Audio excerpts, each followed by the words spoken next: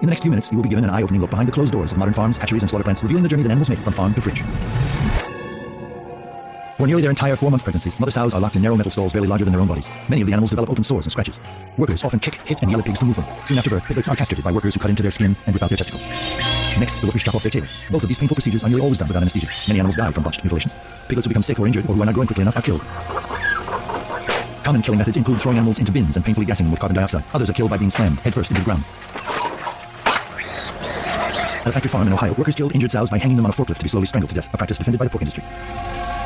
Pigs raised for meat typically live only 5 to 6 months, a mere fraction of their natural lifespan in overcrowded pens like this. Workers frequently tattoo the animals with ID numbers by hitting them with metal-spiked mallets. Once pigs have reached market weight, they are sent to slaughter. At the slaughterhouse, pigs are knocked in the head with a steel rod, hung upside down, and have their throats slit. Improper stunning condemns many pigs to having their throats slit while they are fully conscious and suffering. Others are even scalded alive in the hair removal tanks.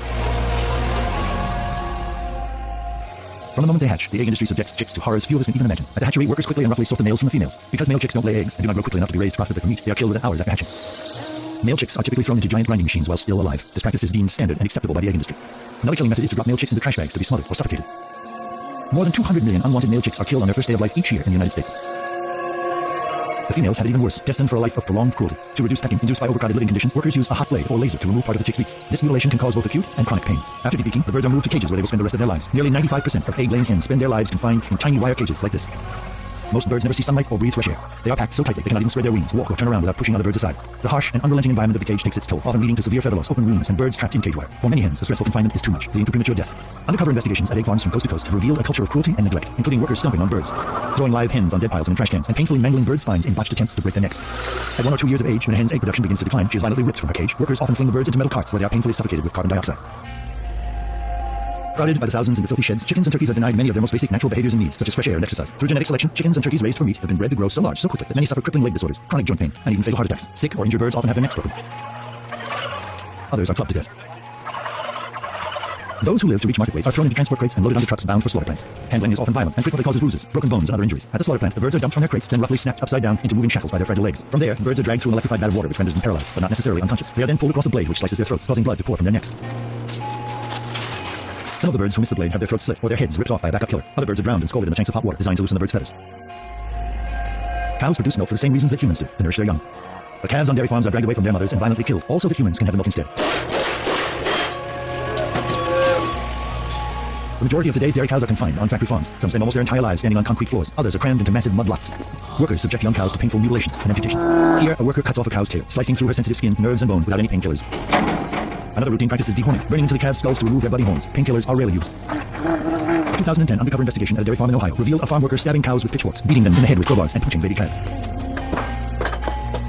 Injuries and illness often run rampant in filthy, disease-ridden factory farm environments. Cows too sick or injured to stand are called downers and are often left to slowly suffer and die from their injuries. At a fraction of their natural lifespan, the so-called spent dairy cows are parted onto transport trucks and shipped to slaughterhouses. An undercover investigation at a slaughterhouse in California revealed downed dairy cows being kicked, shocked, pushed with forklifts, and water hosed in the mouth and nostrils in an effort to get them to the kill floor.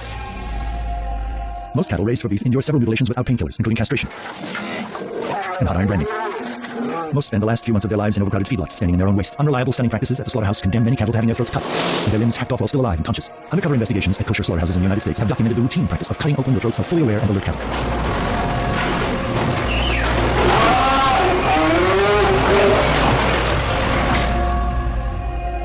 Fish and other sea animals are sensitive, intelligent creatures who have a demonstrated capacity to suffer pain. Massive trawling nets indiscriminately drag hundreds of tons of fish and other animals along the ocean floor. As they are dragged up from the ocean depths, the fish undergo excruciatingly painful decompression. The extreme changes in pressure can rupture their swim bladders and pop out their eyes. They are then tossed on board where the surviving fish either suffocate or are crushed to death. Others are still alive when they are hacked apart on these floating slaughterhouses. Untold millions of dolphins, turtles, and other non-target aquatic animals are also killed by ocean trawler nets each year. Today, approximately 1 in 5 fish consumed worldwide is raised in captivity. Like factory-farmed animals on land, farm-raised fish are crowded by the tens of thousands in small, disease- and excrement-ridden areas for their entire lives. When fish reach market weight, they are loaded onto tanker trucks and shipped to slaughter, where common killing methods include slow suffocation.